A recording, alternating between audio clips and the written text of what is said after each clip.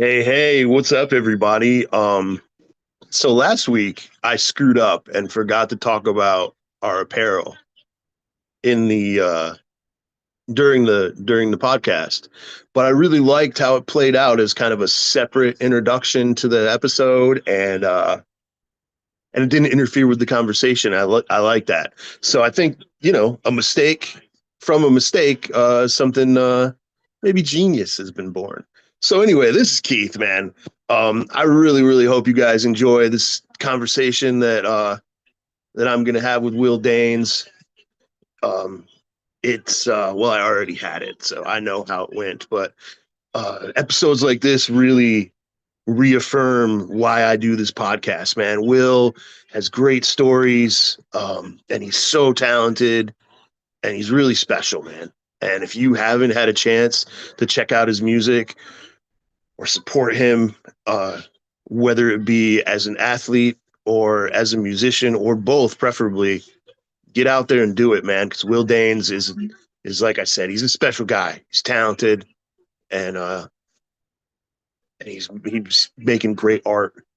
And speaking of great art, for those of you who can see, who are watching this instead of listening to it, well, I am wearing an All Sinners Nosferatu We Own the Night shirt.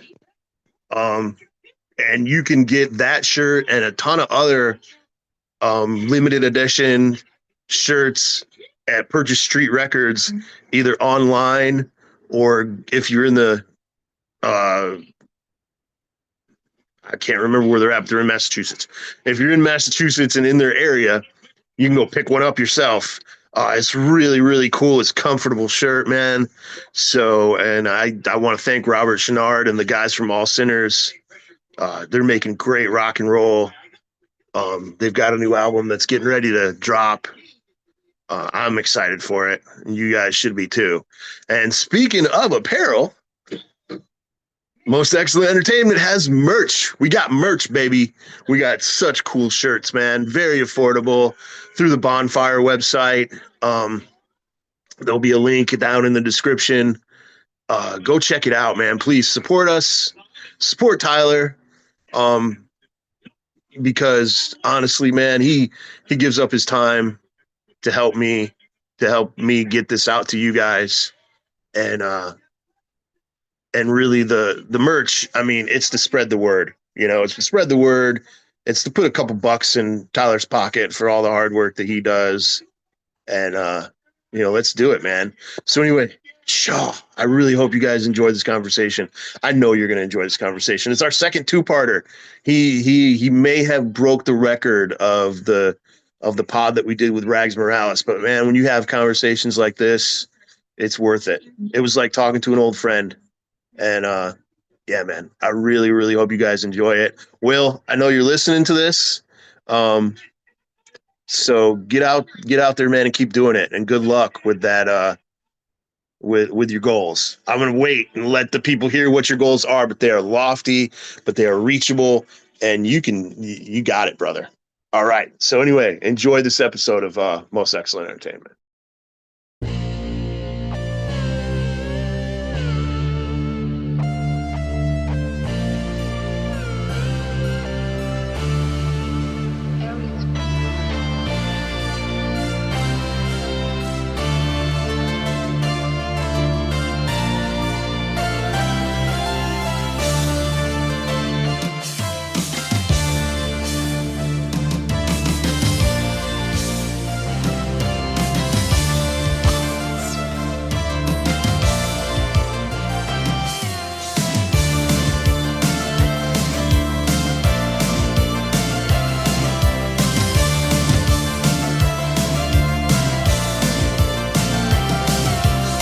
Hey everybody, what's up? Welcome to the Most Excellent Entertainment podcast. And with us this week, the guest is a really talented songwriter and musician, and a producer, and also a athlete which I definitely want to dive into that a little bit. Honestly, I know we're going to talk about music, but I really want to get into some of the running stuff because that's really interesting to me. So, Oh, um, absolutely. let's welcome Mr. Wil Deynes. Thank you. Thank you very much. Thank you for having me. I really appreciate it. Thank you. I'm excited because obviously during the leading up to the podcast, I dig into the guest a little bit, and there's a lot of stuff I'm super interested to talk to you about. Um, Cool. so I do want to talk. Like, you have very recently had a big shift in your music. Um, you were playing kind of like alternative pop rock sort of stuff and singing, and now the latest stuff that you've put out is this really chill lo-fi, no vocals. And it's honestly some of the most beautiful stuff I've ever heard. I'm not even just saying that. Like, I was listening to it and I was just like, wow. It like Thank you. took me to a different place. You're welcome. So Wow. Thank you.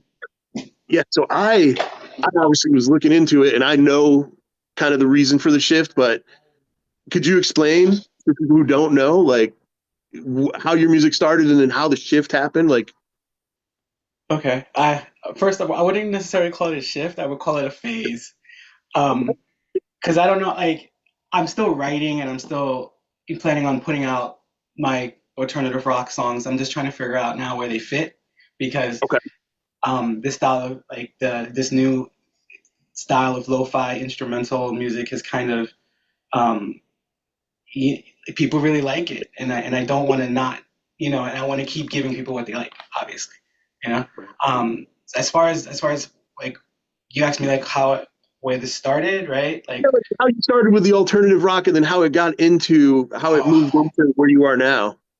Sting, Yeah, awesome. Sting. I was at a I always wanted to be a songwriter like all through high school, and I was playing in lots of different bands, and I was one of those kids that was like 17 but playing with the 25-year-olds, like Mm, like they were sneaking me into the club so that I could play. I was a bass player. I'm still a bass player, but playing bass.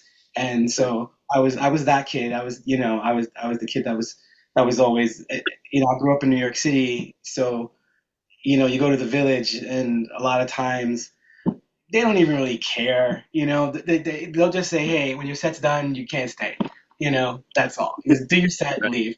So played at a lot of clubs downtown growing up, and throughout Jersey, and that was kind of where I kind of like realized that I didn't really want to just be a bass player in a band. I wanted to write. Like, I had a voice, and I yeah, wanted to express it. And also, like, every band I was in, we had like every singer we had was just like was either had a huge ego and became difficult to work with over time, or um, just wasn't really that good, but they had really good stage presence. And so we were like, he knows how to work a crowd, so be it, right? And so it just kind of evolved from that, and then I just ended up like I went to a friend. I used to go to this songwriting festival or a meetup every year in California. I started going, and I met a person who was connected with Sting, and his he has an organization, or he had, I don't know if he still does it, but where they do the Rainforest concert at yeah, Carnegie Hall. They do it like every other year, and so I mean, this is a great story, by the way. Like, it yeah. was this really incredible. Um, so I met him we hit it off. Like, we wrote a couple of songs together. Then I never really heard from him after that for a while. Then out of nowhere, he's like, I'm in New York City. Come down and hang out. I'm at a rehearsal. I'll get you in, whatever. And I was kind of glossed over the message, and I wasn't really paying attention. So I was like, yeah, I'll come see you, whatever, who's rehearsing, whatever. So I go down to like I go downtown. There's these big security guards. It's on the west side. It's in the area where they shoot the Daily Show. Like, they have all these different rehearsal studios over there, and so they Yeah. have like, So I walk up to the thing. I show my ID. The guy, lets me in, and I walk into this big giant rehearsal area. And who do I see in front of me? I see Sting. I see Bruce Springsteen and Elton John rehearsing. Holy crap! So he looks at me. He goes, "Hey." He looks at me. He goes, "Don't say anything. Just sit down in the corner. take out your laptop and just look busy. Don't Right. talk to nobody, just whatever. I was like, no problem. Yeah. So I sat there and I got a master class in performance, in in just how to work a crowd, how to just it was just amazing watching them perform for no Mhm. one. You know, there Yeah. was maybe like 15 people in the room. People were, it was like all their people doing all kinds of stuff. People on the phone, people doing all kinds of crazy stuff. So, and I'm sitting there like a pig in shit, just like, what? Like, this is really happening. And I'm literally like 15 feet away from these guys and just watching them just run through their set, just like they were doing it in front of a crowd. And Yeah. that's when it hit me. And that's when I was like, man, I want to do that, you know? Yeah. Yeah. And, and watching Sting perform and how cool he was. And he's just a cool dude. Like, he's just really chill. And, Yeah. um, like, and ironically, like, I was really into one of his records.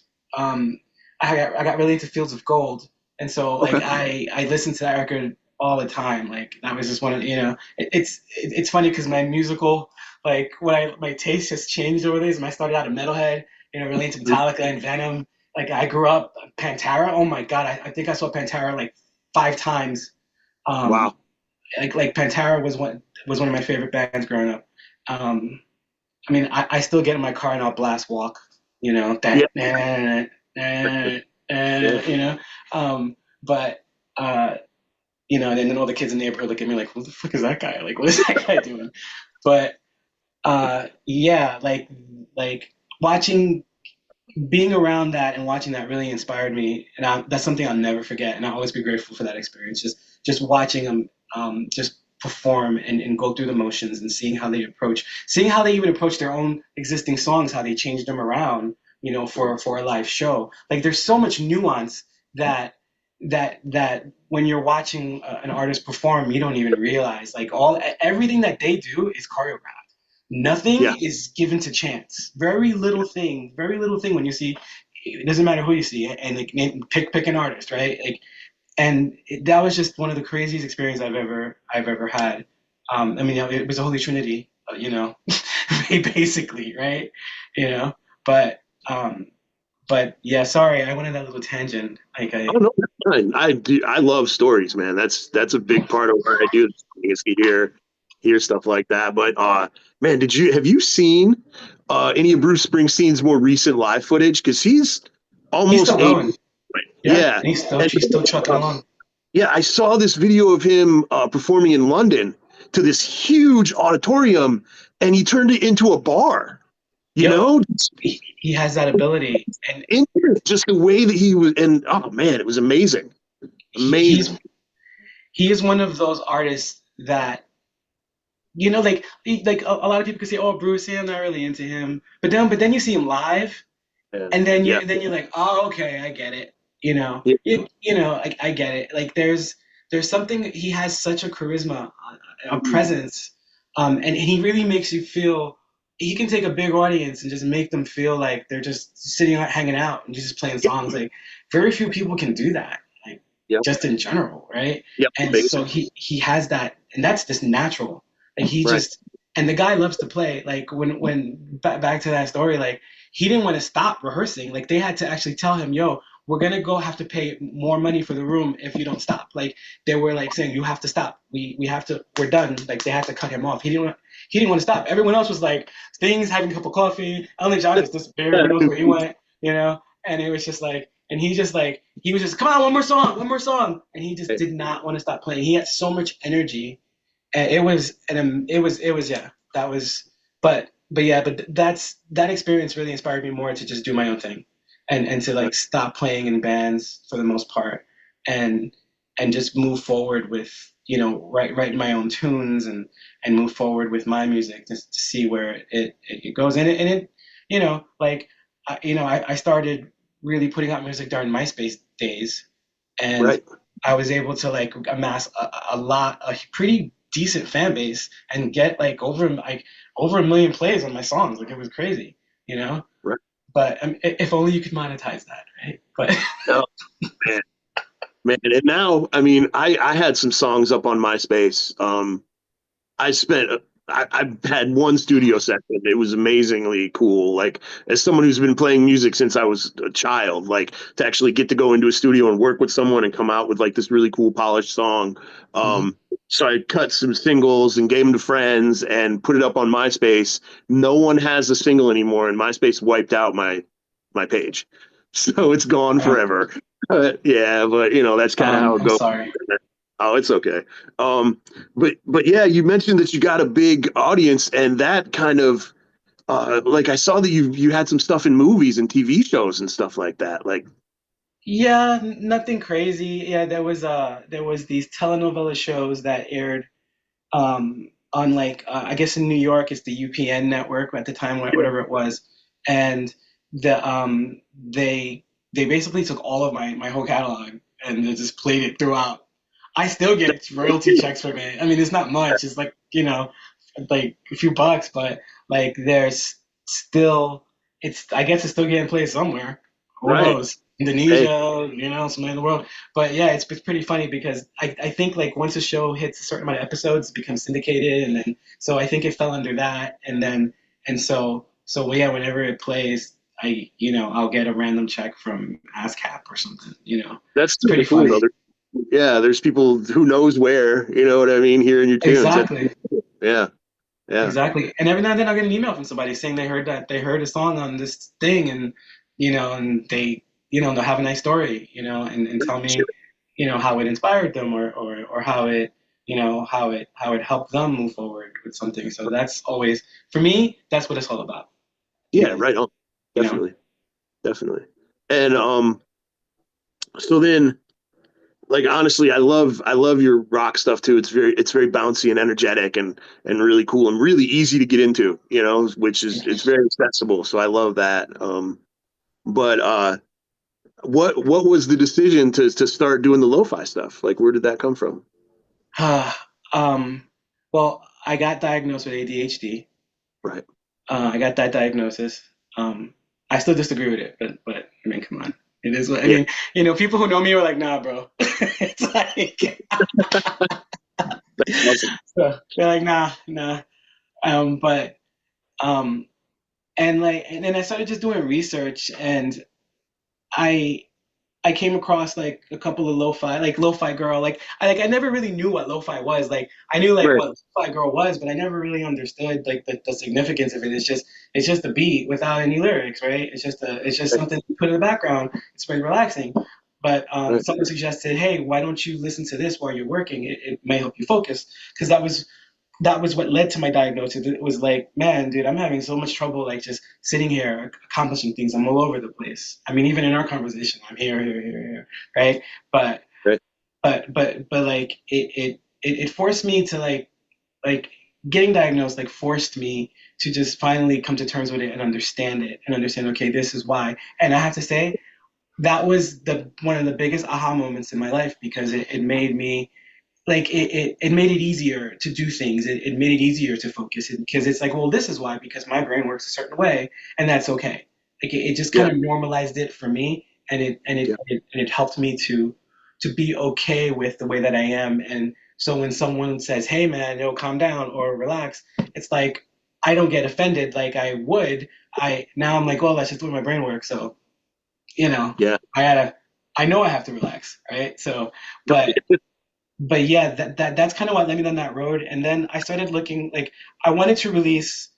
I last year I got into like a plan to start releasing music or a single like every 6 to 8 weeks, and I was consistent with it. So I released a single in August, and then Christmas came, so I did a Christmas song, and then after that I did another song, and then I started just looking at what I wrote, and then having with that diagnosis, and I was like, what if I wrote some lo-fi tracks? Like, what if I did it? So I took my existing songs, a few of my existing songs, and I just started messing around with them, and I started just making beats. I took the vocals out, and then I started making beats out of my songs, and Yeah. then that's what I ended up releasing, and it ended up being something that was very well received by pretty much anybody who hears it, they're like, wow, that's really cool. I like that. Do you have more? Can you have more? Can you have more? So now, Right. but like I have a saying, like, and it kind of applies to this. Is like, people don't find jobs, jobs find people, right? Hmm. Sure. So I kind of just reached the conclusion right at this point is that I'm just gonna go with it. I'm just gonna keep putting out um, tracks that resonate with me, and um, it doesn't mean I'm not gonna do my other pop rocky stuff because I love. I mean, I've got so many songs in the tank that I want to put out. It's just that right now that's on the back burner, and Yeah.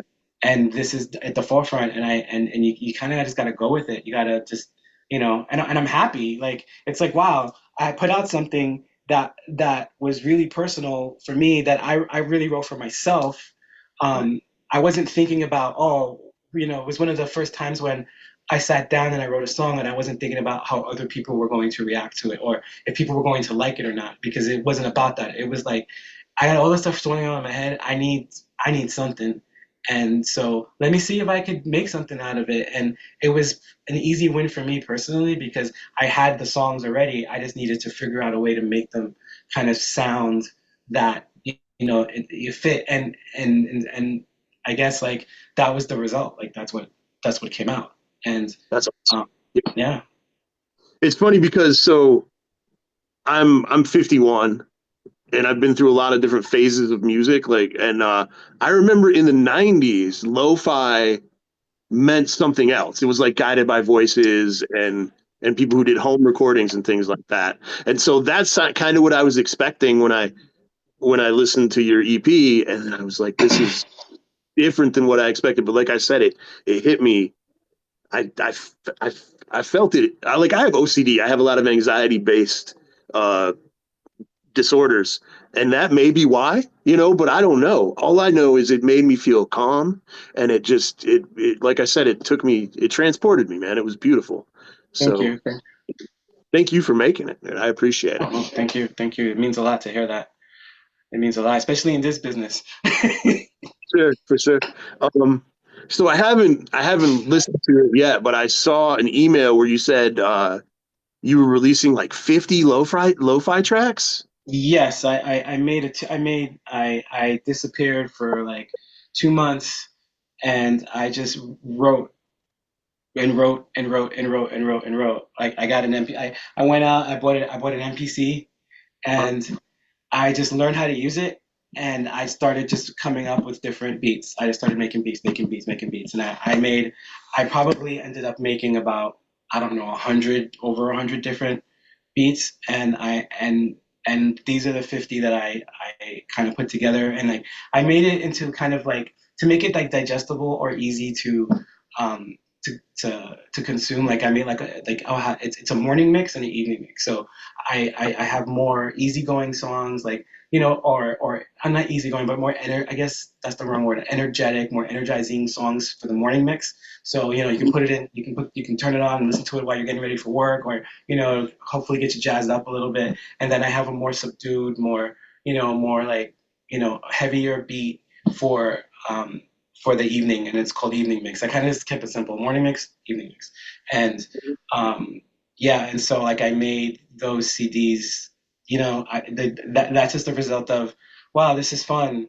Let me see what else I can come up with, right? Let me see if I can come up with so that's what that is like. And so far like it's I've been getting a pretty decent response since I released it, and Nice. yeah, I've been getting pretty good feedback. And I was very nervous about it too. I'm like, should I put it out, or should I just keep it, or should I not do anything with it? And so I just put it out. People are either gonna like it or they're not gonna like it. I mean, what are you gonna do, right? Yeah, it's always when you're putting stuff out into the world, it's always like honestly, sometimes when I get done doing this, I'll be like, man, I could have done this different and this different. And I'll talk to my producer and be like, hey man, maybe we should edit this out. And he'll just be like, no, it's real. Like that's what people want to see. And so I'm Exactly. right on. And we just go with it. It is about being authentic because people can spot it a mile away. Like they know. Like it's not. It's just instinctively. You Yeah. know. Like they just know. It's like look at all the AI stuff. Like you can tell when something isn't. I mean, some stuff is really convincing, right? Like some stuff is really, really good and really convincing, and it can trick people.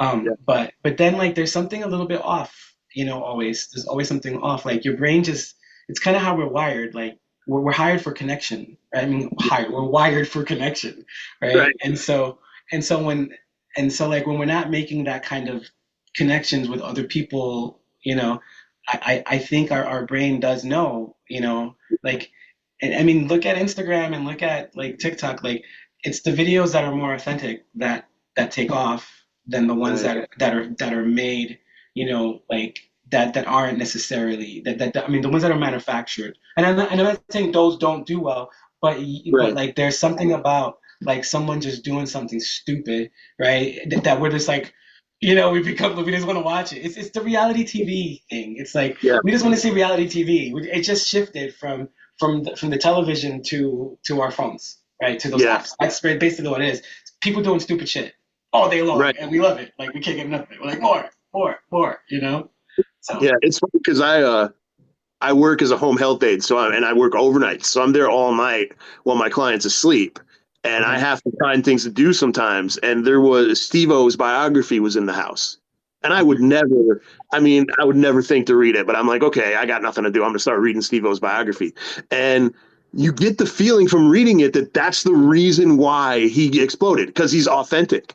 Yeah, Like he's ever himself. since he was a kid, he was doing those crazy stunts and trying Yep, to get attention. And like, it's not an act. He doesn't put it on. Like, he goes out there and really, is kind of nuts and just been doing this stuff his whole life.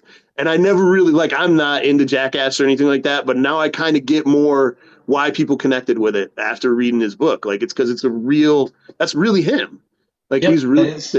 flipping and jumping. And so I mean, I have a little more respect for him now instead of just thinking he's a guy who eats goldfish and, you know, Yeah, yeah, no, that's who he is. Like, yeah, he's very, he's just, that's just, and it's great to be able to make a living off of who you are, right? yeah, Like, that's a gift, you know, yeah, like the people acknowledge, like, okay, this guy's crazy, but wow, like I want to see him do more, or right. I mean, in any level, in any field, it's like it's always a blessing to love what you do and to do it, and then to be able to monetize it, to make something off of it, so you can Sure. buy groceries, right?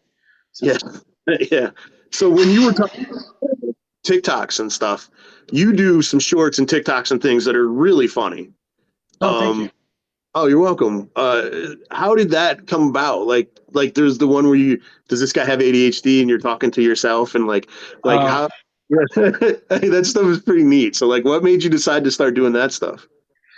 Me, I just that's me. That's all the stuff that goes on in my head, man, unfortunately.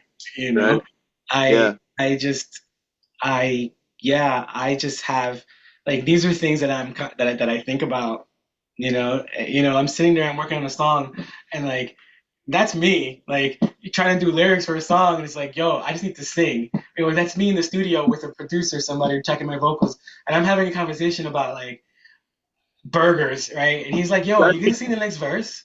I'm like, "Yeah, but like, I really want to go to this burger place like later. Like, you want to go to this burger, like, and I don't care about what I'm doing. I want to like, my brain is constantly, I have no concept of time as I'm told. Like, executive Right. functioning with me is very like I have a big clock next to my, like, I have an old school big clock next to my desk, so Oh, I can because one thing I've learned is ADHD brains, like executive function is just out of the window.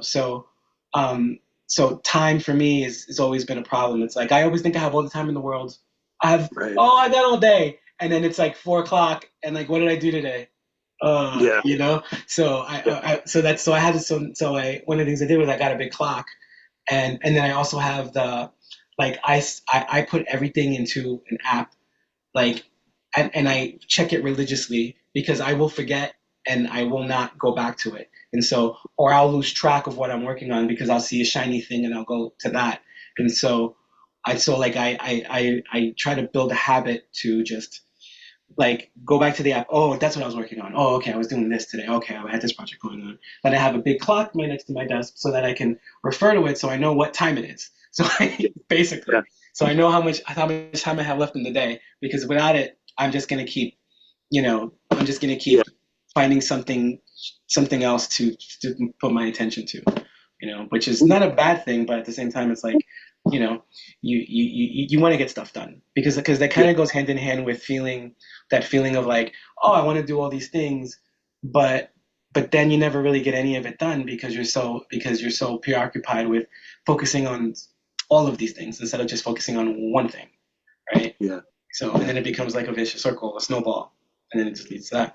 Which is why I run, and that's why I run. So that's why I started. Well, I started running before I got diagnosed, but it made sense really quickly because running has been probably one of the best things I've ever done in my life. Like as far as health, as far as just being outside and getting my vitamin D and like it's really helped me to be more focused too. Doing that extra like doing all the mileage that I do every week have has really like without that, oh my gosh, forget about it. Right. I need to run. And it's noticeable too but if I don't go run for a day or two, it's noticeable. It's like, oh, Yeah. did I go run? Stuff. I, yeah. Do you run marathons or anything like that or I do, okay. and I have a goal that I want to run all the majors. So that's Oh, my cool. new. I want to run and they give you a special medal when you do it. And so my goal now is to do all the major marathons. What is it? New York, Boston, Chicago. Right. Um, Sydney just got added. Okay.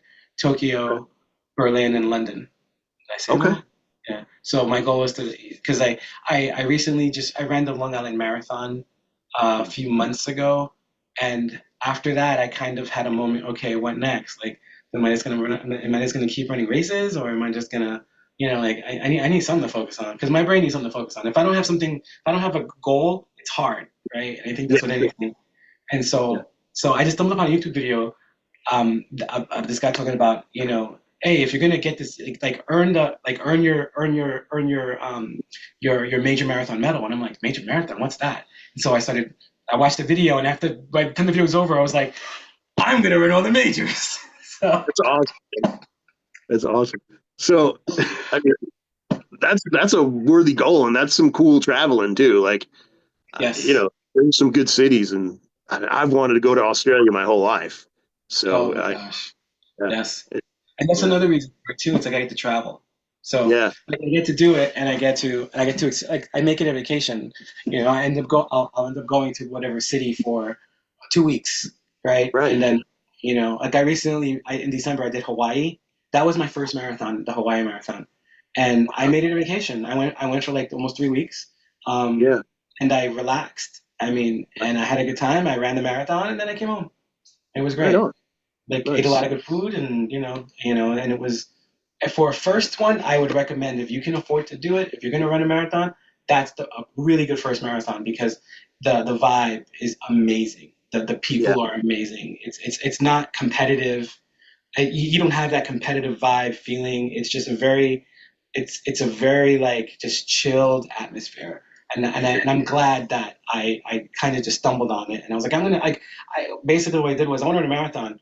Hawaii would be nice, and so I just booked it, and then I had to figure out how to get there. That was That's it. awesome, man. Did you have sponsors help you get over there or did you do all that on your own? No, no, I did it all on my own. I did everything on my own. That's I'm not the type. I don't like asking for help. That's the problem. either. You Yeah, I know, get that. I Yeah. just Yeah. don't. If I can't do it myself, then I can't do it. That's Right. basically it. Right. That's how I look at it. That's kind Yeah. of. But yeah, but running is. I love to. I am. You'll find me outside at any given time, running whenever I can. I doing those miles. And to backtrack, like a couple years ago, I ruptured my Achilles, so I couldn't run for about a year, and that Right. was devastating. That was probably one of the most devastating experiences of my life because I became a runner and I was actively running and I was very like it became part of who I am, and then that happened and I had to get surgery because I completely it severed. Like I had a 2 centimeter gap Oh, wow. on my Achilles tendon. It was completely separated. So I So went have a to. concussion now, or did I'm they? sorry. Do you have a cadaver now, or did they figure out a way to fix it, or Oh no, like? no, they just reattach it. They just take Cool. it and I then had they a friend whose yeah. Achilles tore, and they had to put a tendon from a cadaver in his leg. Oh no, they didn't do Yeah. that for me. They just took a nice slice and then they used some kind of metal, like it's like this metal thing, and then they kind of pinch it down, and it just reattach and it brings the muscle or the tendon back, both ends together, and then it just heals on and then it just heals. But It feels good that, now, or huh? it feels good now. Sorry, I didn't It mean feels to. good. Oh yeah, no, Okay. no, I'm sorry. No, no. Like, Yeah, no, it feels good. I mean, I'm putting miles on it. I'm running on it. But it was a long, painful recovery. yeah, I don't wish that injury on anybody. And I was in such denial when I got injured because when I got the injury, I was training for a duathlon. Do you know what a duathlon is? I don't It's know. so like a triathlon is a swim, bike, Yeah. run. A Okay. duathlon is a run, bike, run. And so they take the swimming out. So you do two runs and then you do a bike in between, right? So I was Yeah. training for a duathlon. And I think I had it. I think I was like 4 weeks away from it, and so I was riding my bike and running and riding my bike and running, and so when I had the injury, I I was like, okay, I can't do the run part because I hurt my foot, but I can just do the bike part. So Yeah. I made some kind of weird contraption for my foot and I tied it to my bike pedal and I'm riding about 15 miles a day for 2 weeks with no Wow. tendon, right? And Gee. because in my mind I'm like, oh, I heard it, but it'll heal. 'Cause I didn't know. Yeah. I at the time I didn't know what it was. So I'm like riding my bike everywhere, So one day for about 2 weeks, and then it was like a Monday or a Tuesday. I, one of my friends, he's like, "Hey, let's go meet for lunch." So I'm like, oh, "Sure, I'll meet you for lunch." So I ride my bike. I take it on my bike and I ride my bike up to meet him. I go to Kava and I limp in. I walk in there and I'm limping, but I'm walking on it and I'm limping. And he looks at me. He's like, "What happened to you?" I'm like, "Oh no, he's got a foot injury." He looks at my ankle. Um, on my calf muscle, and you could see because when you rupture your Achilles, the muscle goes into your calf, so your Yeah. calf looks Yep. like Popeye, right? It looks Right. like right. So it was like, and it was swollen still, but and I'm like, no, I've been icing it. He's like, dude, you need to go to a doctor, and I'm like, Right. nah, I'm fine. I'm like, look, I rode my bike here. He's like, yeah, I don't know how the hell you did that. You're crazy, and so Okay. and so. And so, like, I'm like, all right, fine. He's like, dude, promise me you'll go to a doctor. And I was like, all right, I'll go to a doctor. So I go to the doctor, and doctor's giving me all these tests, walk here, walk there, do this, and then he sits me down. And he goes, okay. He's like, you're gonna need surgery, and I'm like, wait, what do you mean I'm gonna need surgery? Right? I'm like, I'm fine. He's like, no. He's like, you got a full rupture, and I'm like, what's a full rupture? He goes, your tendon, the tendon is completely severed. It needs to be reattached. He's like, it's not gonna heal on its own, and I'm like, why not? I'm just like, but why not? I'm like, I got to race in like 4 weeks, like, and he's like, you're not doing the race, bro. Like, it's not happening. He goes, you need surgery. So I'm like, come on. So he goes, all right, I'll tell you what. I want you to stand up and I want you to go on your tippy toes, right? I want you to stand on your tippy toes, right? He goes, if you can do a stand on your tippy toes, I'll put you in a boot for about 3 months and then we'll see if maybe it's not completely severed. Maybe there's something there and it'll heal. And I'm like, oh, okay. So I'm standing up and I'm doing my tippy toes. And he goes, no, no, no, no, no, no, no. Do it with the side that's messed up. And I'm like, Right. I'm like, okay. And I'm sitting there literally just like doing it, but my foot's not moving because What's there's not no going on? tendon. You can't do it. Like it doesn't work, Because I was using my good side to lift myself up, right? And he's like, Yeah. yeah, he's like, dude, you have no tendon. Like you can't even move your foot. And I was like, oh, okay. Now for me, that was the moment where I had to get out of the denial and not be. You know who David Goggins is? No, I don't know what that is. Oh, David Goggins is he's my spirit animal. That guy, like that dude, he's he's one of those people that's so extreme as far Okay. as like doing hard things, just doing things for the sake because they're hard. Right. That if you take an eighth of that like and apply it to yourself, there's nothing you can't accomplish. Yeah. He's a Navy he was a Navy SEAL. Like he's done a lot of amazing stuff. His book is amazing. His book You Can't Cool. Hurt Me, one of the greatest. That book was so life changing. And every now and then when I feel I'm not sticking to like my routines, I put the audiobook on and listen to it, and it just gets me straight. Amazing, but yeah, so I thought I was being like David Goggins and being tough, but I wasn't being tough. I was being stupid, and so yeah, so I had to get the surgery done, and then you know trying to be Yeah. Superman over there, it doesn't work. Like so, it's a good lesson though. It's like, dude, you're hurt. You gotta get it. Yeah. You can't will your tendon back together, unfortunately. It's No, just, you cannot. You yeah. cannot. And but I tell you one thing. Once I got that surgery, it was a countdown before I could even. It was a countdown. I was like, all right, how long before I could put weight on my foot? Wait, how long? Right. How many weeks? How many weeks? Oh, how long before I could start walking? How long? Like it was just, it was just boom, boom, boom, boom. But man, but coming back, that was painful. Like just walking again was painful. Like from a person that's used to running 10 miles, 15 miles, not being able to walk like from here to the corner, that just sucked.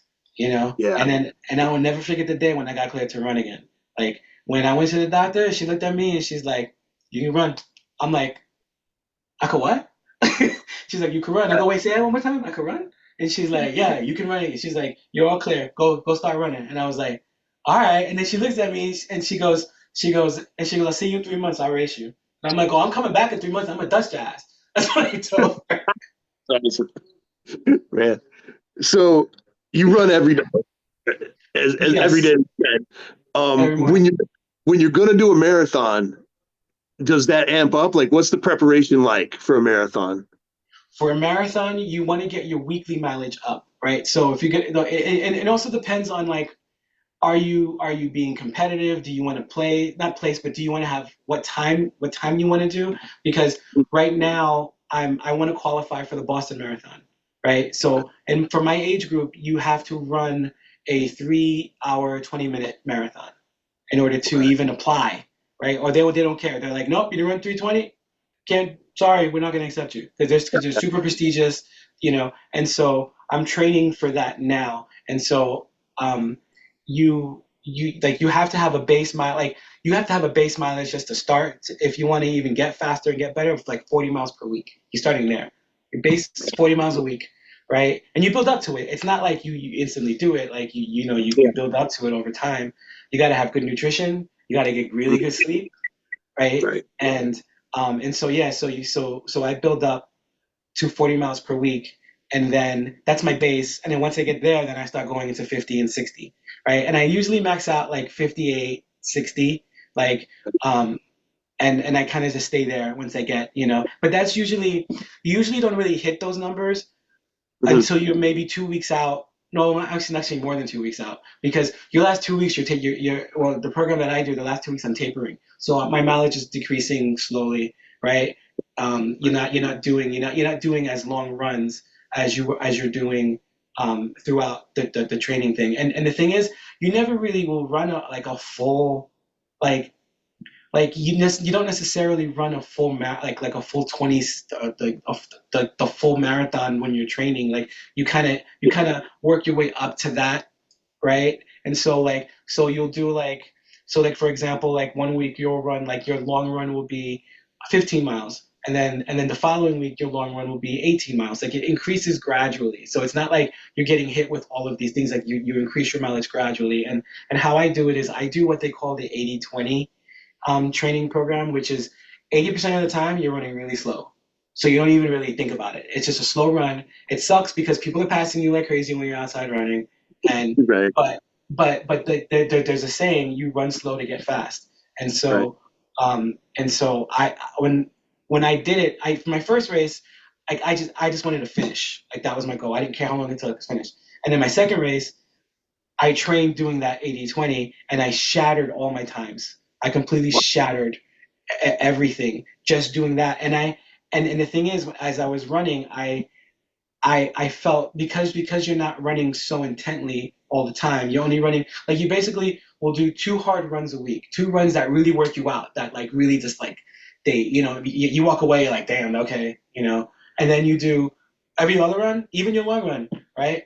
You'll do at a very slow pace, at a very nice they'll say zone two. You got to find what zone you're in, right? Because they have different as you're running. There's different training zones. So like zone two is kind of like you're running and then you can talk, have a conversation while you're running. You know, you're not out of breath, and so that's where you want to be running at when you're doing like your easy runs. And then your harder runs, obviously, you're going to be running with a little bit. You're going to be running a little bit harder, and for me, it worked. Like it made me faster, and so I was shocked because when I was running the Long Island, I hit the halfway point at like an hour and 30 minutes. In my wildest dreams would I ever think I could run 13 miles in an hour and 30 minutes. I was like, holy crap! Like I'm on the phone call like I'm in the middle of this race. I'm calling my sister. I'm calling my mom, and they're like, "Aren't you running a race right now?" I'm like, "Yeah, I just shattered my half." Like it was funny. I'm calling my That's amazing. brother. And my brother's like, it's like I'm watching ESPN or something. It's like I'm getting a live update from the event. It was funny. He always does something funny to say, my brother. But excuse me, like he, but like yeah. And so like that made me a big believer in that philosophy. It's like you run slow to run fast, and so that's kind of the philosophy I um I follow. And just recently, I joined the run club because when I was running the Long Island Marathon, Mhm. I ended up running with the pacer and we ended up having a great conversation. And like there was like a bunch of us. We just got into a group, and we were all just running, and we were chatting and stuff, and it was great. And the Yeah. pacer, we started talking. He's like, "Well, how do you train?" I go, "Oh, I run by myself." He goes, "Hey, maybe you should run in a group because look, you're having fun now." And I'm like, "Nah, I don't run with anybody. It's my own thing." Yeah. So when I got back to Austin, I went and I joined a run club, and let me tell you, I've been in that run club for like a month now, and it's made me a better runner already. Like Right. just by being around other runners and seeing how they prepare, and seeing how they go about, and also makes you look competitive. It's like, oh, I'm gonna go faster than that person. Like, you see somebody pass you, and then you're like, nah, I'm catching up. And so it's great, like because it really does push you to get better, and I'm all about that. I've always been the type of person where just if I'll ask, I'm like, do I suck? Right. I want to know the answer. Like, if I suck, tell me. Don't candy coat it. Like, like when I wrote my this lo-fi record, Mhm. I played it for a few people, and I was like, there is no it's good or it's or whatever. It's either good or it's not. Any other answer is unacceptable. I Yeah. don't want to know. I don't care if it sucks. I want to know, is this something, should I put some more time and effort into it, or is it like, nice try, bro, go back to what you were doing. Like there's and that's kind of how like I try to approach. Sorry, I'm getting over a cold. Oh, you're Um, that's how I try to approach everything. Is um, I want feedback, even if it's not good feedback. Um, I want feedback because I want to improve. I want to get better. yeah, for sure. Even with music, like if I don't know how if you get my weekly emails, I send that like, I write a track a week, and that's more for me than for anybody else. It keeps me honest. It keeps me writing. It keeps me, even if the track's a minute and a half long, I did something that week. It keeps me, Right. if I do nothing else with music, I'm responsible to make that track go out to anybody who's on that mailing list to listen to it. And even if it sucks that week, it for me it doesn't matter. It's like it's something that I need to do, that I have to do, and so it forces me to put it out and to just keep it, And sometimes people reply, like this one person replied, goes, "Yo, track this week, not so good." I'm like, Yeah. okay, no problem, right? Um, and then I'll get you next week, And then the following, the same person, "Yo, this week, love this track this week," right? So it's like, okay, great, and and I love that. And I even put in the bottom of my emails, I say, hey, if you have an idea, you have a word, you have a situation that you want me to write about, just reply with that word or whatever. It doesn't, or a picture or anything. I'll write something to it and I'll flip it back to you. Like So, I'm happy to do it. It gives me because it gives me something else to. It gives me more inspiration because it's there are some weeks where I'm just like, it's Friday, I gotta have this track ready for Sunday. It's like, I don't know what I'm writing about. Let me turn the TV on and see. And you mean, oh, okay, I'll write about that. Oh, that's a cool idea. Or or maybe like it's like what I really try to do like seriously is look at my experiences and what's going on, right? And I try to pull from that because I think that's where being authentic comes into play. It's like like recently um uh, my dad passed away last year in May, and so I ran the Long Island Marathon because he ran it when he was alive, and so I wanted to do something that he did, and that was why Right. that was inspired me. But as I'm running, I had a beat going on in my head, and then when I got home, I sat down and I put that beat out, and I wrote about it, and I said, hey, I ran this, and I ran this race, and this is, I ran this because my dad ran it, and I wanted something that I wanted to share something with him, even though he's not around anymore. I'm sure, he's up there saying, "Ha, I still faster than you," and I'm like, "No, I'm faster than you, bro." But, like, you know, it was a really cool experience to do because right after the race, I went to go visit his grave. He's buried in Calverton Cemetery. He was in the military, so he's in a military cemetery out in all the way up Long Island, all the way out, all the way past Shirley, all the way out there. So after the race, got in the car, drove over, put my medal on his tombstone, bragged a little bit, and but it was a great experience because even though he's not around, I got to do it and I got to share it with him, in spirit, and and it was also like I got a song out of it, I got an idea out of it, Right. which was great. Like I got inspired, and I think that those are the things that I think are invaluable, like life experiences, writing, trying Mhm. to find that feeling, and put it to music, put it to something, Right. because it's not easy. It's so yeah, so that's why I'll take anybody who says, hey, write about this, no problem, I got you. Right. I'll figure it out. I'll That's channel awesome. it from somewhere. I'll find an experience that I did something because at the end of the day, we're all kind of similar, right? We all experience love. We all experience breakups.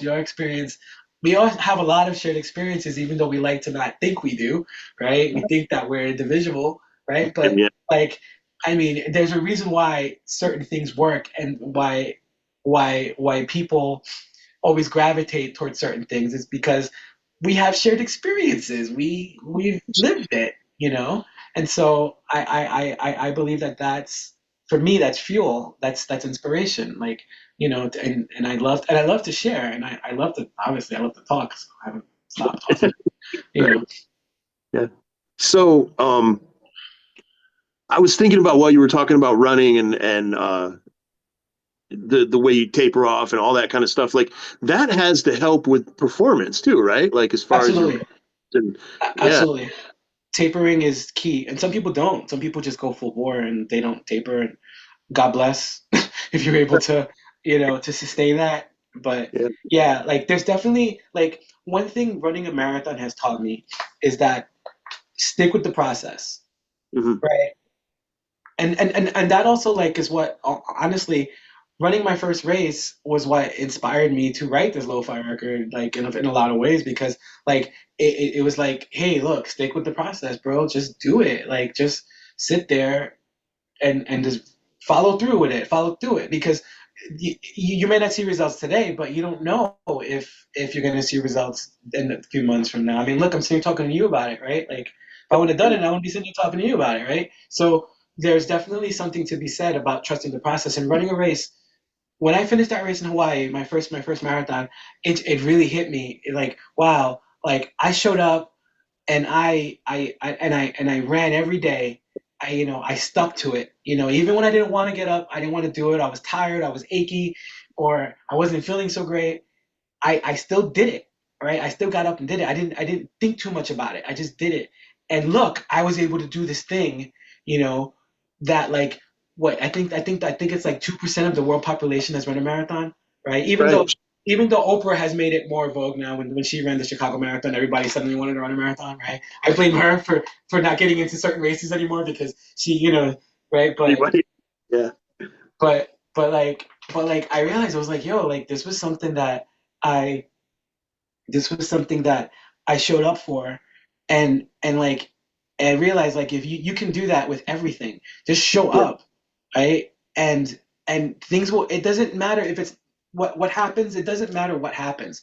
What matters is something will happen, and and I believe in that. It's just about showing up. It doesn't have to be the most grandiose thing.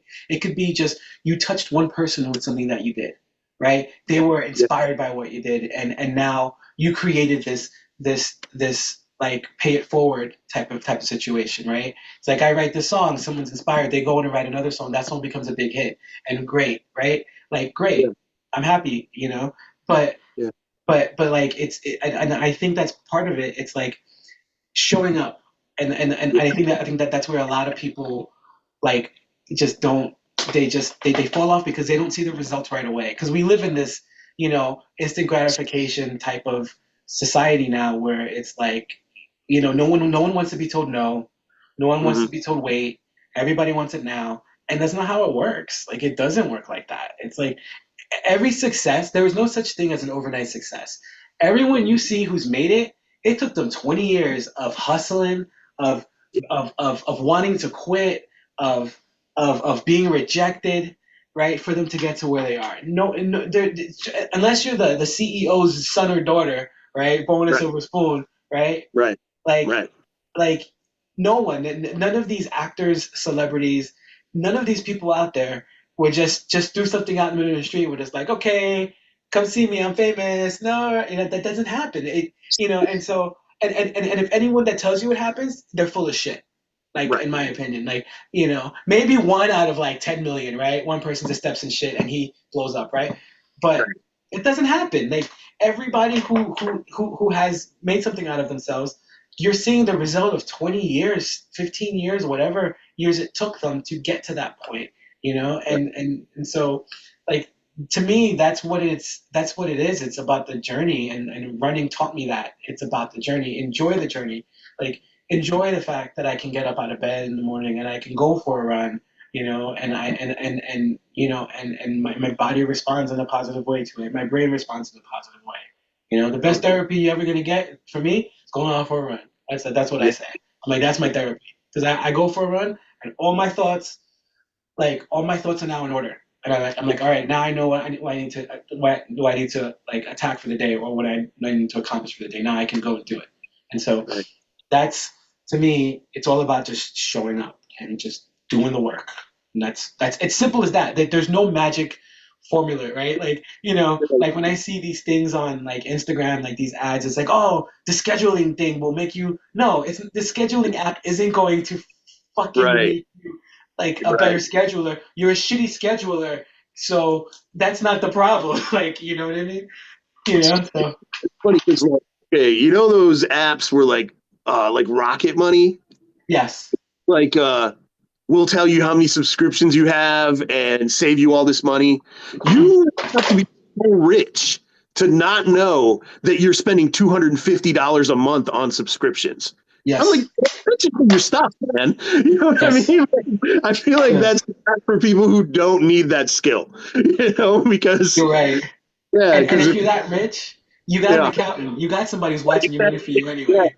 I'm gonna notice that that much money is coming out. Exactly. Man, I don't need an app to let me know. And Exactly. if you don't have that skill, then you're pretty screwed anyway. Like Rocket Money is probably not going to help you. Like, No, yeah, no. I laugh because I mean I fall for them, right? Like we all fall for these. Like, oh, I can do this with this. Oh my God. And then, you know, and then you buy into it, and then you're like, oh, this is just telling me something I already know. Like right, a lot of right. times it's just very common sense things, and there is no there is no there's no magic bullet. There's no like it's just about work. You have to do the work, and that's it. Yeah. That's the answer. Hey, everybody, for free, I just gave it to you. Here's the answer. Just show up, do the work.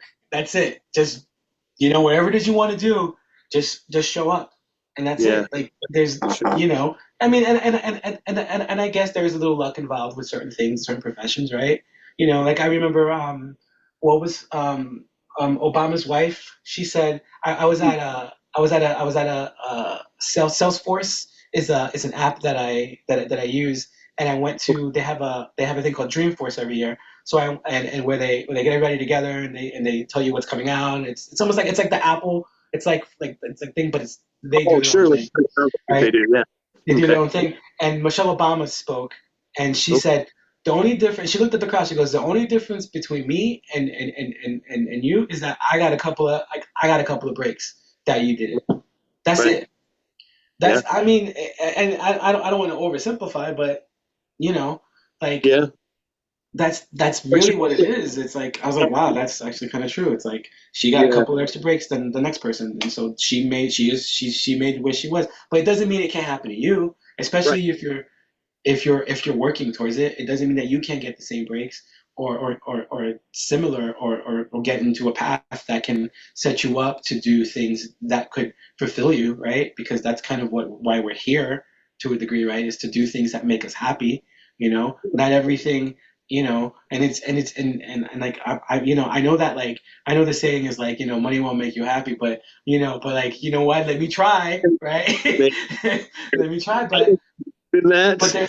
there, I'll Like do my honest. best trying, right? Yeah. But the thing is, it's like, but there's some truth to that. It's like, you can be happy, and like I guess, like, what I'm trying to say is, like, if you focus on the things that fulfill you and make you happy, well, Mhm. everything else will come into place. Everything else will come, like, but for some of us, it's a lifelong journey, and it takes us a long time before we find our thing. Like, for all I know, this writing lo-fi music might be my thing from now on, and Right. I'll try to put out a track with me singing on it, and people will be like, "Nah, we want this." No, Like, I don't. shut up, I don't. stop singing, stop singing. I'm like, I'm, okay. The thing is, like, what am I gonna say? It's like, okay, like, yeah. yeah. Do I want to express myself through my songwriting? Absolutely, I do. Like, Yeah. but am I gonna go? Am I gonna be stubborn about it and be like, well, no, I'm just, no, hell no. Like, if people Right. like what I'm putting out, I'm gonna give them more of it.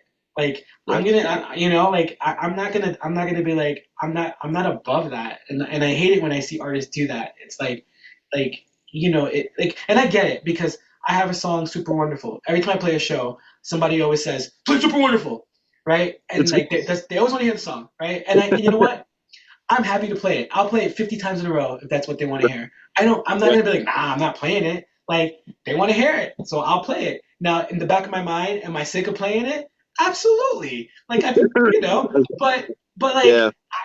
that doesn't matter.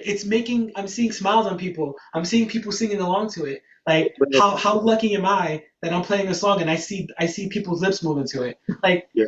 I'll play that song until the day I die. I don't care. Yeah. Like that, if they want me to, like, dance monkey, play that song, I'll do it. I don't care.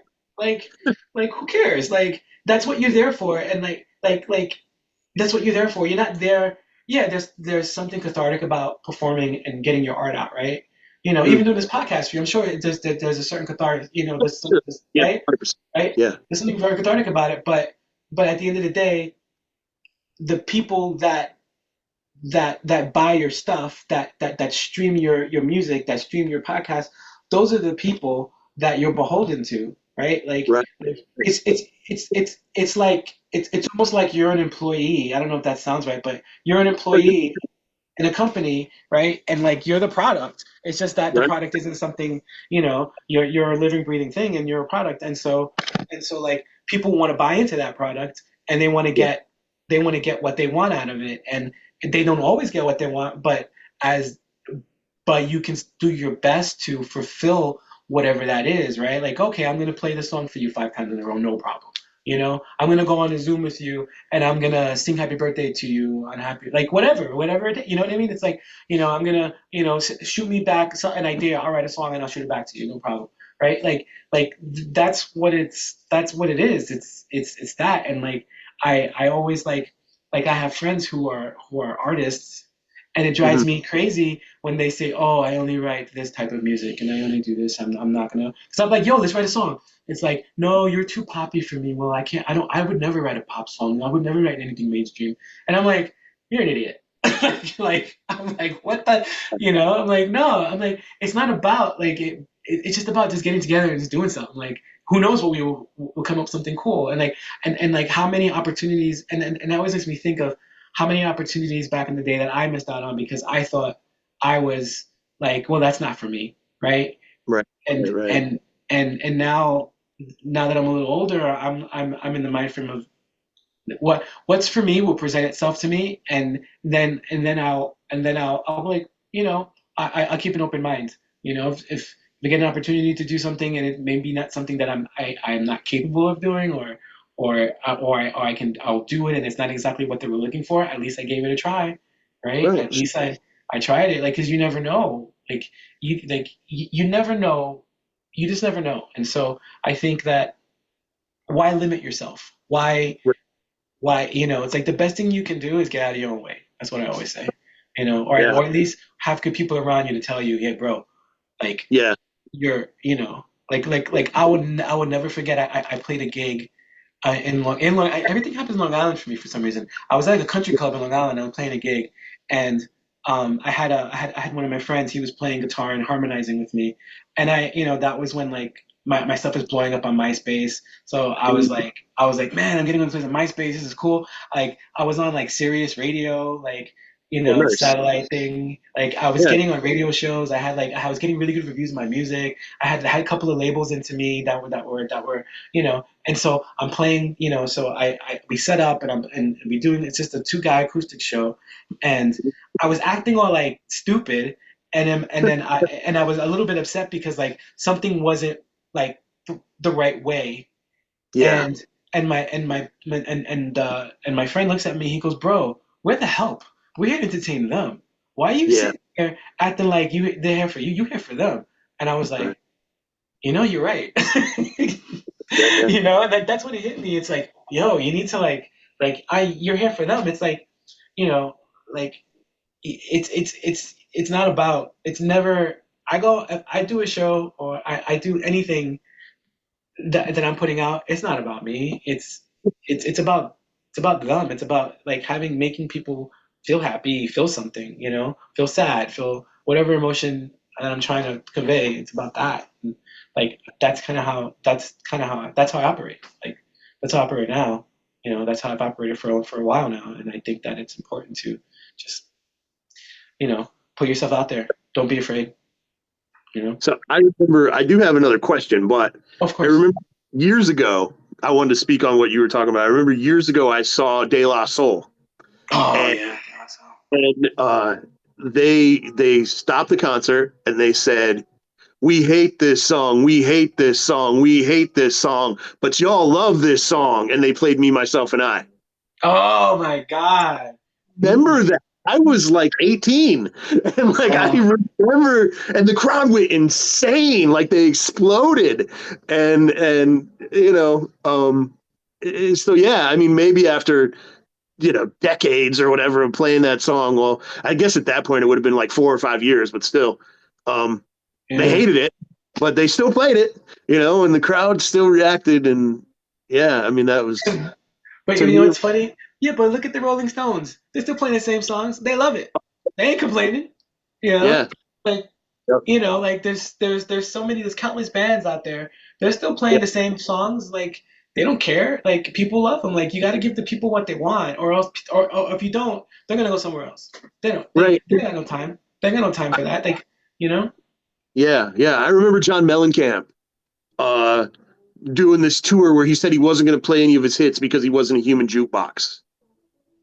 And I was just like, dude, you have been around since 1978. At this point, you kind of are a human jukebox, man. Just give the people what they want. I mean, I was so like, I mean, I'm really into Coldplay. For whatever oh, reason, I love Coldplay, and I yeah, just saw them in Vegas a few weeks ago, awesome. and they have a new record out, but they played maybe two songs from the record. They played Right. all they played, like, everything else, like, Yeah. was from their first two records, which are, in my opinion, are the best. They played Right. they played all their hit songs. They played all the songs that everybody wanted to hear. Yeah. I love Viva La And Vida. It's like might be the best song oh ever my written. God. Yeah. Oh my God, that song. Yeah, it's funny because the drummer, when he's hitting the thing, the boom, boom, he looks so angry. Yeah. Yeah. He's just hitting it like it's, like he wants to kill it. It's so funny. And they actually make fun of him in the show. They're like, the angriest drummer in the world. Like, they actually call it out. But yeah, they're like, you would think he hates what he's doing, but he's actually the nicest person. It's funny. But um but yeah, like, like, I've seen them multiple times, and the first time I saw them, I thought Chris Martin was one of the most endearing, like, Mhm. down to earth people, and I was like, that's got to be an act, right? I mean, come on, right? Then I saw them again. Same. They are one of the most down to earth, just like as big as they are. You like, and the first time I saw them in Houston, and Okay.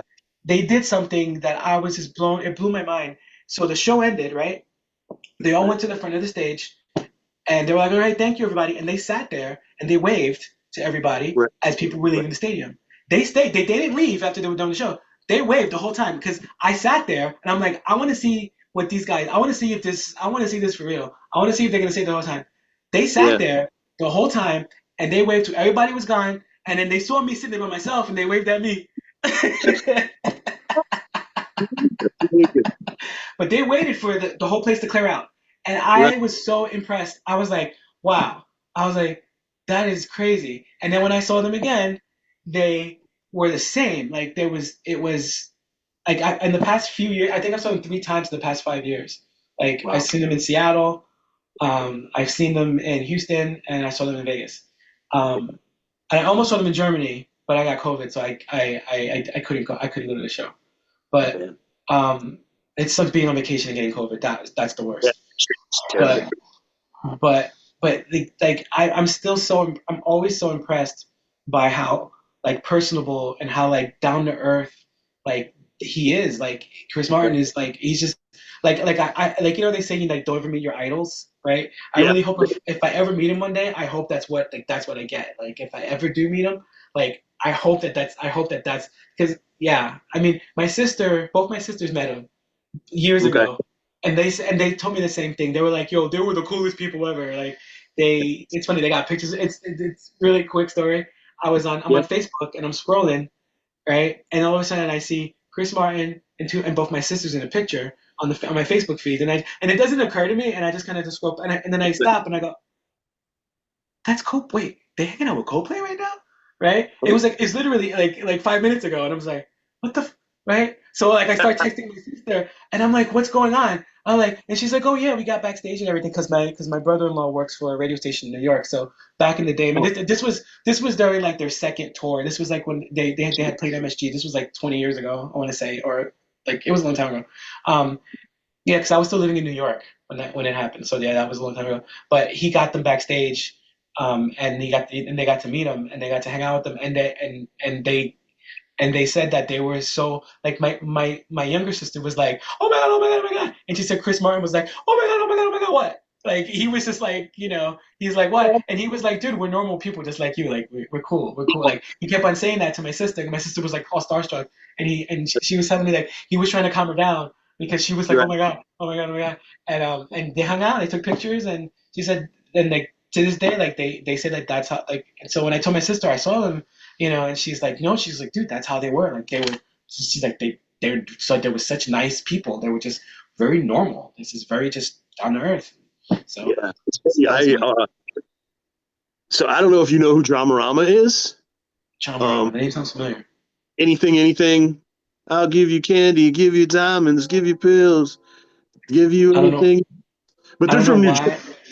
why. Okay. It was a pretty big hit in the '80s. They're from New Jersey. Oh, And anything. Yeah. Okay. Okay. Yeah. Yes. Yes. Yes. Yes. Yes. Yes. so so I met John Ezel is my favorite musician. He's just amazing. And I met him and he was so cool. Like I met him at a club in Ithaca, New York. That's where I was living at the time. And Okay. small club. It was actually their last tour before they broke up the first time, but no one knew that was going to happen. Okay. And he was just so cool, man. He was literally like everything that I wanted him to be. And then he played an entire set, and afterwards he remembered my name. Oh, that's awesome. That is Yeah, awesome. very cool. He said, "Thanks for coming, Keith," after he played the whole set. And I got him on the podcast and spent an Nice. hour and a half just telling him how. I mean, it was probably my worst show, honestly, but he was so nice even on the podcast. He was super gracious, and he's had mental health and drug issues, and he's super open with it because he knows it helps people. I mean, he's just such a good guy. And now I have his phone number, Oh and my like gosh. on the holidays, and stuff like that. And man, one time he wanted me to call him so we could talk about some music stuff, but I didn't get a chance. Like we kept missing each other. But the Uh, fact that a guy who means that much to me, is like yeah. his number's saved in my phone, and I can text him Merry Uh, Christmas, and he's texting me back, "Thanks, Keith." You know what I mean? Like it's mind blowing, man.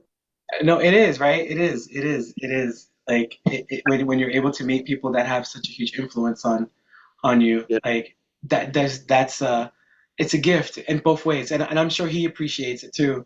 yeah, I'm sure he's just like, wow, like like having that effect on someone, through your art. right.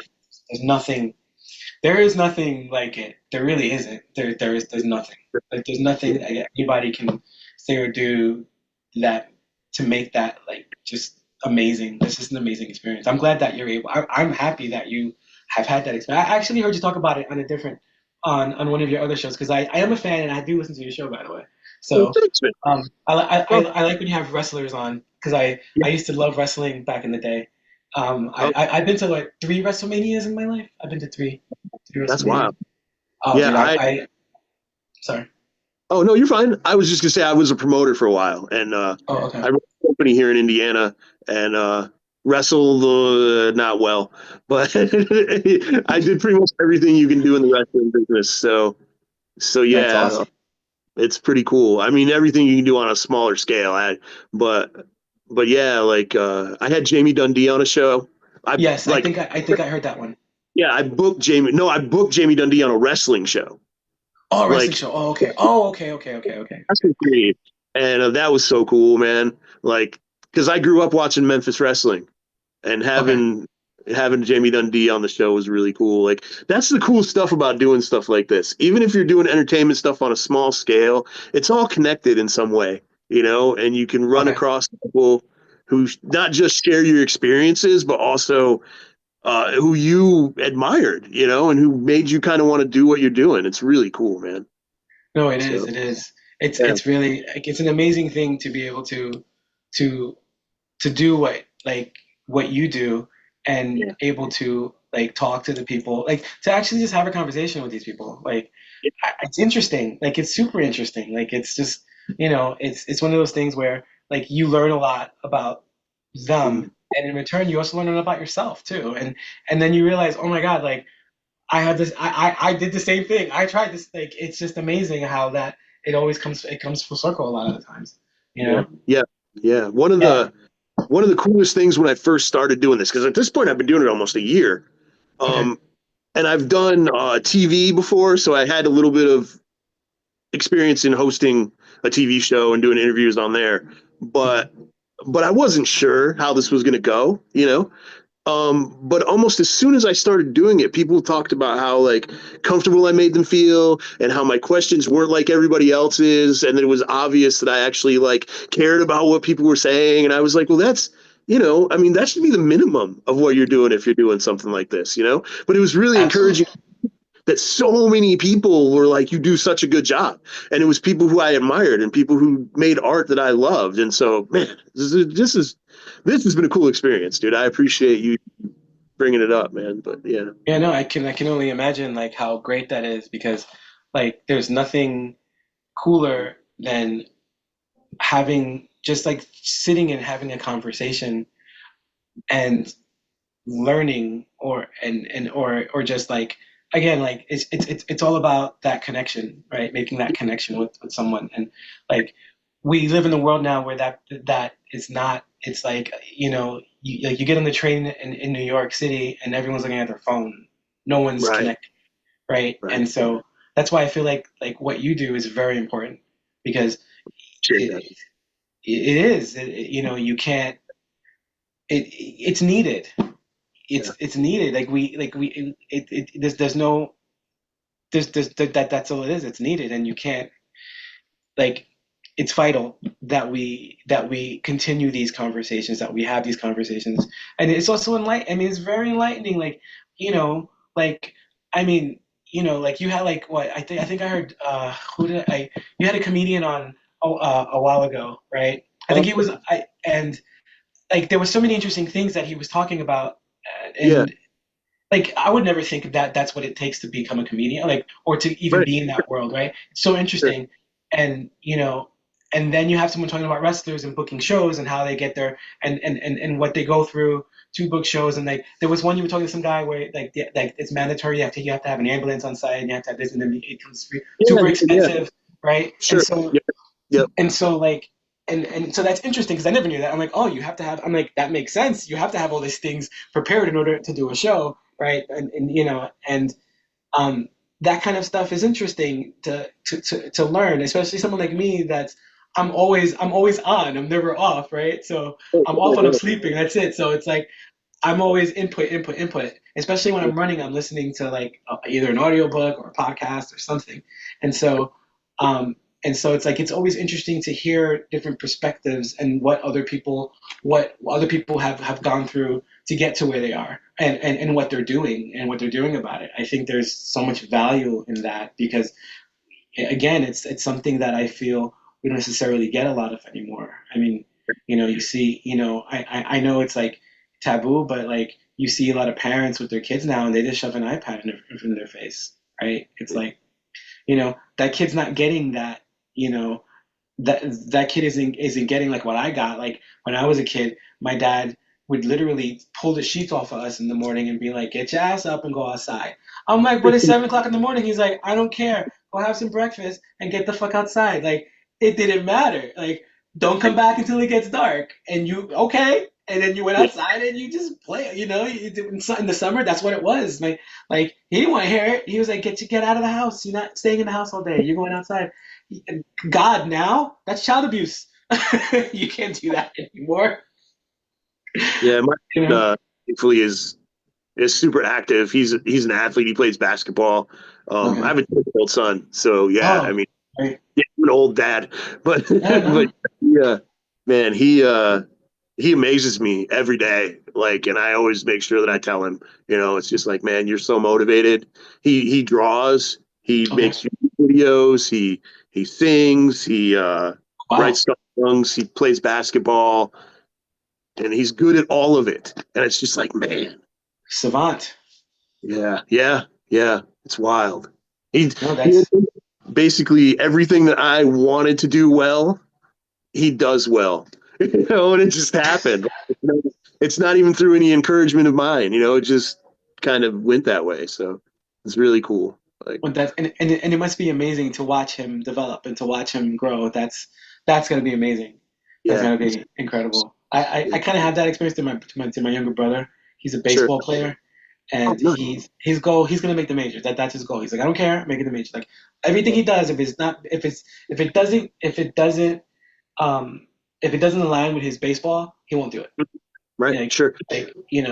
like that's it. Like it's he won't do it. Like and so watching him grow up and develop and become the person that he is becoming is amazing. And watching Yeah, him hit a fastball, I mean, watching him hit a curveball, watching him just hit is crazy. I'm like, how do you even see that? And he's like, no, I could see the ball spinning. I could see how I'm like, how the hell?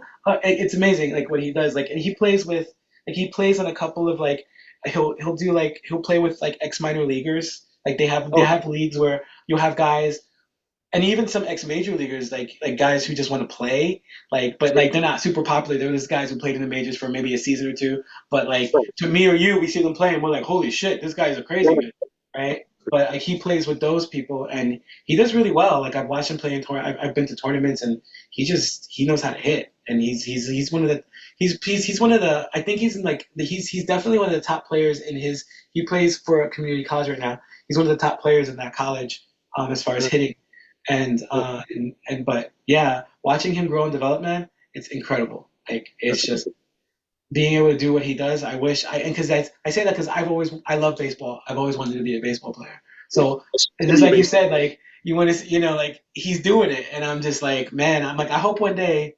I always joke with him and I say, I want you to become, I want you to make it into the minors at least, so that you can be in this, MLB The Show. It's a video game, so that they can put you in MLB The Show, so that I can play as you and just strike out every single time. That's what I always right. tell him. That's awesome. Yeah, I mean, I'm gonna start an Instagram page of him just striking out. That's it. no, like I grew up in the Michael Jordan era. You were was Oh, almost same. like had to be a basketball fan. Like Yeah. how do you not watch the NBA when Michael Jordan is freaking playing basketball? But I also was a big wrestling fan, so my favorite team was the Pistons. Okay. Because they All were right. pro wrestlers, man. Like the Bad Boys, that was, I mean, Oh so yeah, I remember that. Yeah, and no, so Jordan. Yeah. Uh-huh. Sorry. yes, watch like basketball was something I always wanted to do, but I was never particularly good at. I'm not really athletic, but just to watch him, I mean, turn himself into an athlete. I mean, I don't know if he was going to be athletic, but I mean, basically when he was 8 years old, he decided he wanted to be a basketball player, and so he watched YouTube videos about what basketball players eat and what kind of drills they do, and just did it. It's That's like, awesome. yeah, yeah, Hey, that's what I do now for runners. For running, I what you do? Okay, what do runners do? Like what do okay? Oh, okay, I'll try that. It's like yeah, you like yeah, because like that's the thing. It's like imitation is the best form of flattery, right? for sure. You do what Jordan did. Like what would Jordan do? Or in my case, as a New York Yankee fan, is what would Jeter do? That's what I always Right. say. Right. Like I play kickball, Yeah. a kickball team, and I pitch, and I am the team that playing against me always hates me because I'm relentless. Like I take it super seriously. Like I'm out there. I got my. It's like you're the enemy. Like I'm playing against you. You're my enemy. We can be best friends after, but right now, in this diamond, It's good, that's it. man. I'm striking you out every single time. I don't care. I'm trying my best to get you out. And That's so yeah. So it's funny because like I always whenever someone doesn't run out of play or something, I always go, "What would Jeter do? What would Jeter do?" that's great, man. It's awesome. I'm always yelling at everybody. It's pretty funny. Right on. So before we go, I want to bring it back to the music real quick. Oh, Uh, okay. awesome. So I know you do play some instruments on the lo-fi tracks, right? There's like some live Yes. bass like that. Yes, it's bass, guitar, Okay. So drums. is there any plans to perform the music in a live setting? As of yet, I don't because I haven't thought about it to be honest. Okay. I haven't thought about it. It hasn't been something I've been so focused on nurturing my mailing list I mean, well, mailing of people that sign up and writing tracks, keeping that going. That I honestly haven't really thought much about what comes next in regards to that. Now, Okay. I'm not saying that, I mean, I'm not going to say like, oh, I wonder what this would sound like live with the band. Like, I've thought about it, like, or how would I put this together? Like, how many musicians would I need? Like, all right, what would I play? Because I play a few different instruments. Like, what am I going to be happy playing? You know, um, and actually, it's funny because I was talking about this with a friend the other day asked me the same question that you just did. Well, and I looked at him and I said, well, do you think I could pull off a show where I perform with my songs, my singing songs, and my lo-fi track? Do you think that's possible? He looked at I me. can, He's like, yeah. He's like, I yeah. think you can pull it off. He's like, if anybody can pull it off, it's you because you're crazy. That's what he told me. He's like, because you're crazy, you can pull it off. Yeah. So I'm like, because, and I think that's also probably why I kind of haven't really thought too much about it. It's because like how do you even pull that off? Like where how do you please because the lo-fi crowd and then the crowd that would potentially the crowd that likes my regular songs, they're kind of like two different crowds when you think about it in a way, right? Right? Like the lo-fi crowd may not like my pop songs, but the pop crowd would be more susceptible to liking the lo-fi, So there's an in that way, right? Right. Um, but yeah, but I mean, wouldn't it like the more like now that I'm thinking about it, wouldn't it be cool to pull It off would. a show where you go up there and you play some instrumental, like relaxing music, set the mood, and then bust out a couple of other tracks in between and tell some stories and talk about because like I wouldn't just do it like just performing. I would go up there and I'd try to make it I would make it a show. Like I would talk about it. Like I would talk about my ADHD. I would talk about what inspired me. I would try to make it interactive, and that's what I usually do anyway when I do a show. Like shows Right. I've done in the past, it's like me just like I'll tell jokes. Like I do all kinds. As you can see, I love to talk. So Yeah. um, I've been in situations where I'm talking so much where my band will start playing the song to get me to shut up, which is pretty funny. Like I'm It's like, awesome. but wait, and they'll start playing. I'm like, all right, great. But Yeah. but that yeah, I honestly I would I thanks for the inception. Now it's percolating, and I'm gonna I'm gonna crack. I'll crack that egg in the next few months. I Figure it think out. what you just described is the perfect way for it to flow. Like Thank you. honestly, but yeah, I mean, it makes perfect sense the way you just described it. Um, Yeah, just play some yeah, play nice small coffee house venues. I Just don't know Matt Nathanson, but Matt Nathanson. Oh gosh, he's one of my favorite oh, artists. ever seen him live? Yeah, he's funny as hell. He is so Yeah, funny live. He is. all the time. Yeah, that's what I He was. should be he You should be a remember? comedian. Yeah, he He never should be a stopped. comedian. From the stand-up comedy show, Yep. and yeah. So when he was out with Blue October and Switchfoot like the last year, I went to that show and it was a big outdoor show and it poured rain and they were all three of them were headlining. They would switch their position every night, and he Mhm. said it didn't matter what time he went on, everywhere they went it rained during his set.